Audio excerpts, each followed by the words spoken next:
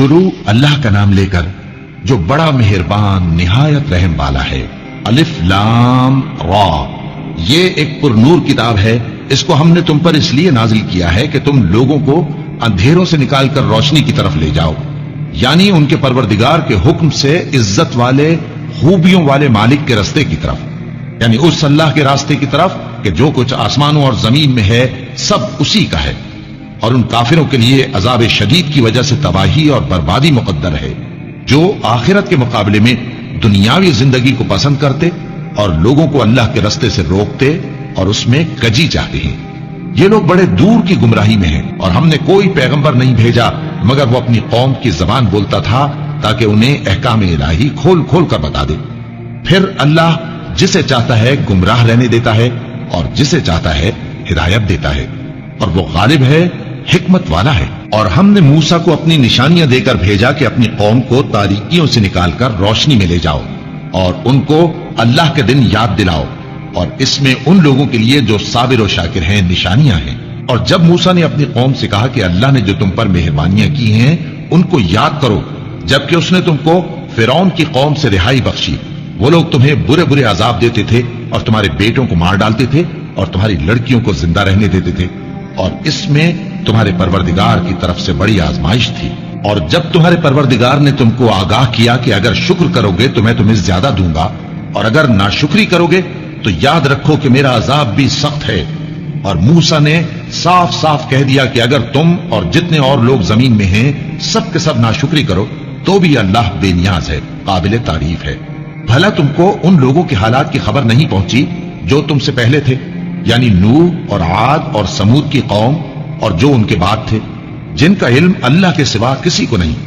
जब उनके पास उनके पैगंबर निशानियां लेकर आए तो उन्होंने अपने हाथ उनके मुंहों पर रख दिए कि खामोश रहो, और कहने लगे कि हम तो तुम्हारी रिसालत को तस्लीम नहीं करते, और जिस चीज की तरफ तुम हमें बुलाते हो हमको उसमें भारी शक है। उनके पैगंबरों ने कहा, क्या तुमको अल्लाह के बारे में शक है जो आसमानों और जमीन का पैदा करने वाला है?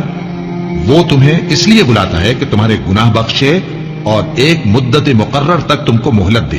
वो बोले कि तुम तो हमारे ही जैसे आदमी हो, तुम्हारा ये मंशा है कि जिन चीजों को हमारे बड़े पूजते रहे हैं उनके पूजने से तुम हमें रोक दो। तो अच्छा, कोई खुली दलील लाओ, यानी मोजज़ा दिखाओ। पैगंबरों ने उनसे कहा कि हां, हम तुम्हारे ही जैसे आदमी हैं, लेकिन अल्लाह अपने बंदों में से जिस पर चाहता है नबूवत का एहसान करता है, और हमारे इख्तियार की बात नहीं कि हम अल्लाह के हुक्म के बगैर तुमको तुम्हारी फरमाइश के मुताबिक मोजज़ा दिखाएं। और अल्लाह ही पर मोमिनों को तो भरोसा रखना चाहिए। और हम क्यों अल्लाह पर भरोसा न रखें, हालांकि उसने हमको हमारे दीन के सीधे रास्ते बताए हैं, और जो तकलीफें तुम हमको देते हो उस पर हम सब्र करेंगे। और अहले तवक्कुल को तो अल्लाह ही पर भरोसा रखना चाहिए। और जो काफिर थे उन्होंने अपने पैगंबरों से कहा कि या तो हम तुमको अपने मुल्क से बाहर निकाल देंगे या तुम हमारे मजहब में वापस आ जाओ। बस उनके परवरदिगार ने उनकी तरफ वही भेजी कि हम जालिमों को हलाक कर देंगे और उनके बाद तुमको इस जमीन में आबाद कर देंगे। ये उस शख्स के लिए है जो क़यामत के रोज मेरे सामने खड़े होने से डरे और मेरे अजाब से खौफ करे। और पैगंबरों ने अल्लाह से फतह चाही और हर सरकश जिद्दी नामुराद रह गया। उसके पीछे दोज़ख है और उसे पीप वाला पानी पिलाया जाएगा। वो उसको घूंट घूंट करके पिएगा और गले से नहीं उतार सकेगा, और हर तरफ से उसे मौत आ रही होगी मगर वो मरने में नहीं आएगा, और उसके बाद सख्त अजाब होगा। जिन लोगों ने अपने परवरदिगार से कुफ्र किया उनके अमाल की मिसाल राख की सी है कि आंधी के दिन उस पर जोर की हवा चले जो उसे उड़ा ले जाए। इसी तरह जो काम वो करते रहे उन पर उनको कुछ काबू न होगा। यही तो परले सिरे की गुमराही है। क्या तुमने नहीं देखा कि अल्लाह ने आसमानों और जमीन को तदबीर से पैदा किया है? अगर वो चाहे तो तुमको नाबूद कर दे और तुम्हारी जगह नई मखलूक पैदा कर दे, और ये अल्लाह को कुछ भी मुश्किल नहीं। और क़यामत के दिन सब लोग अल्लाह के सामने खड़े होंगे तो गरीब पैरोकार बड़े बन बैठने वालों से कहेंगे कि हम तो तुम्हारे पैरों थे, क्या तुम अल्लाह का कुछ अजाब हम पर से दफा कर सकते हो? वो कहेंगे कि अगर अल्लाह हमको हिदायत करता तो हम तुमको हिदायत करते। अब हम घबराहट जाहिर करें या सब्र करें, हमारे हक में बराबर है। कोई जगह रिहाई की हमारे लिए नहीं है। और जब हिसाब किताब का काम फैसल हो चुकेगा तो शैतान कहेगा, जो वादा अल्लाह ने तुमसे किया था वो तो सच्चा था, और जो वादा मैंने तुमसे किया था वो झूठा था, और मेरा तुम पर किसी तरह का जोर नहीं था, ہاں میں نے تم کو گمراہی اور باطل کی طرف بلایا تو تم نے جلدی سے اور بے دلیل میرا کہنا مان لیا. تو آج مجھے ملامت نہ کرو، اپنے آپ ہی کو ملامت کرو. نہ میں تمہاری فریاد رسی کر سکتا ہوں اور نہ تم میری فریاد رسی کر سکتے ہو. میں اس بات سے انکار کرتا ہوں کہ تم پہلے مجھے شریک بناتے تھے. بے شک جو ظالم ہیں ان کے لیے درد دینے والا عذاب ہے، اور جو ایمان لائے اور عمل نیک کرتے رہے وہ بہشتوں میں داخل کیے جائیں گے جن کے نیچے نہریں بہ رہی ہیں. اپنے پروردگار کے حکم سے وہ ہمیشہ ان میں رہیں گے. وہاں وہ ہر ملاقات پر ایک دوسرے کو سلام کہیں گے. کیا تم نے نہیں دیکھا کہ اللہ نے کلمہ طیبہ کی کیسی مثال بیان فرمائی ہے؟ وہ ایسی ہے جیسے پاکیزہ درخت جس کی جڑ مضبوط ہو اور شاخیں آسمان میں پھیلی ہوں. وہ اپنے پروردگار کے حکم سے ہر موقع پر پھل لاتا ہو. اور اللہ لوگوں کے لیے مثالیں بیان فرماتا ہے تاکہ وہ نصیحت حاصل کریں. اور ناپاک بات یعنی غلط عقیدے کی مثال ناپاک درخت کی سی ہے کہ وہ زمین کے اوپر ہی سے اکھیڑ کر پھینک دیا جائے، اس کو ذرا بھی قرار و ثبات نہیں. اللہ مومنوں کے دلوں کو صحیح اور پکی بات سے دنیا کی زندگی میں بھی مضبوط رکھتا ہے اور آخرت میں بھی رکھے گا. اور اللہ بے انصافوں کو گمراہ کر دیتا ہے اور اللہ جو چاہتا ہے کرتا ہے. کیا تم نے ان لوگوں کو نہیں دیکھا جنہوں نے اللہ کے احسان کو ناشکری سے بدل دیا اور اپنی قوم کو تباہی کے گھر میں لا اتارا، یعنی دوزخ میں، کہ سب ناشکرے اس میں داخل ہوں گے اور وہ برا ٹھکانہ ہے.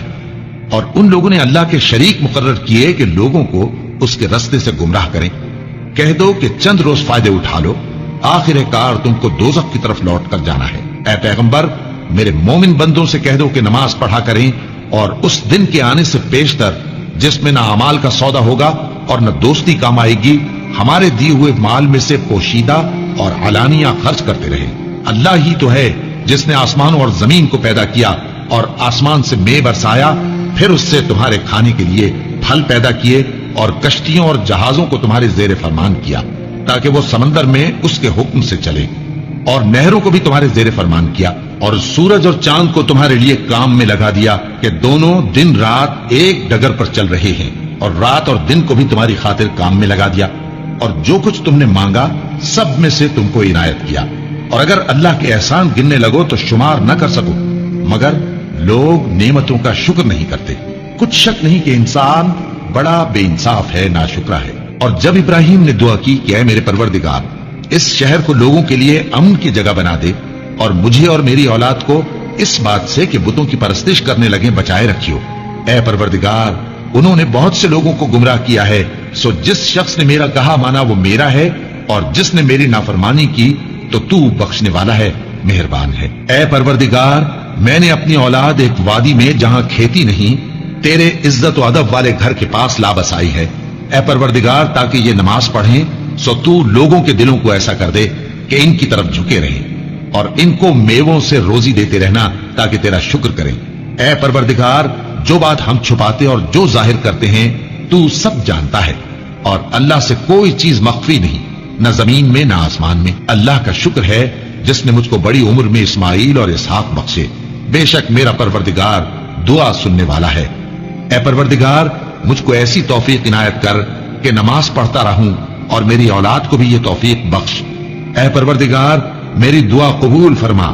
اے پروردگار حساب کتاب کے دن میری اور میرے ماں باپ کی اور مومنوں کی مغفرت کیجو. اور مومنوں یہ نہ سمجھنا کہ یہ ظالم جو کام کر رہے ہیں اللہ ان سے بے خبر ہے. وہ ان کو اس دن تک مہلت دے رہا ہے جبکہ دہشت کے سبب آنکھیں پھٹی کی پھٹی رہ جائیں گی اور لوگ سر اٹھائے ہوئے میدان قیامت کی طرف دوڑ رہے ہوں گے. ان کی نگاہیں خود اپنی طرف لوٹ نہ سکیں گی اور ان کے دل مارے خوف کے ہوا ہو رہے ہوں گے. اور لوگوں کو اس دن سے آگاہ کر دو جب ان پر عذاب آ جائے گا. تب ظالم لوگ کہیں گے کہ اے ہمارے پروردگار ہمیں تھوڑی سی مہلت عطا کر تاکہ ہم تیری دعوت توحید قبول کریں اور تیرے پیغمبروں کے پیچھے چلیں. تو جواب ملے گا کیا تم پہلے قسمیں نہیں کھایا کرتے تھے کہ تم کو اس حال سے جس میں تم ہو زوال نہیں ہوگا؟ اور جو لوگ اپنے آپ پر ظلم کرتے تھے تم ان کے مکانوں میں رہتے تھے اور تم پر ظاہر ہو چکا تھا کہ ہم نے ان لوگوں کے ساتھ کس طرح کا معاملہ کیا تھا، اور تمہارے سمجھانے کے لیے مثالیں بیان کر دی تھی. اور انہوں نے بڑی بڑی تدبیریں کی اور ان کی سب تدبیریں اللہ کے ہاں لکھی ہوئی ہیں. وہ تدبیریں ایسی غضب کی تھیں کہ ان سے پہاڑ بھی ٹل جائیں. تو ایسا خیال نہ کرنا کہ اللہ نے جو اپنے پیغمبروں سے وعدہ کیا ہے وہ اس کے خلاف کرے گا. بے شک اللہ زبردست ہے، بدلہ لینے والا ہے۔ جس دن یہ زمین دوسری ہی زمین بنا دی جائے گی اور آسمان بھی بدل دیے جائیں گے اور سب لوگ اللہ کے سامنے نکل کھڑے ہوں گے، جو یکتا ہے، بڑا زبردست ہے۔ اور اس دن تم گناہگاروں کو دیکھو گے کہ زنجیروں میں جکڑے ہوئے ہیں، ان کے کرتے تارکول کے ہوں گے اور ان کے چہروں کو آگ لپٹ رہی ہوگی، یہ اس لیے کہ اللہ ہر شخص کو اس کے اعمال کا بدلہ دے۔ بے شک اللہ جلد حساب لینے والا ہے۔ یہ قرآن لوگوں کے نام اللہ کا پیغام ہے تاکہ ان کو اس سے ڈرایا جائے اور تاکہ وہ جان لیں کہ وہی اکیلا معبود ہے اور تاکہ اہل عقل نصیحت حاصل کریں۔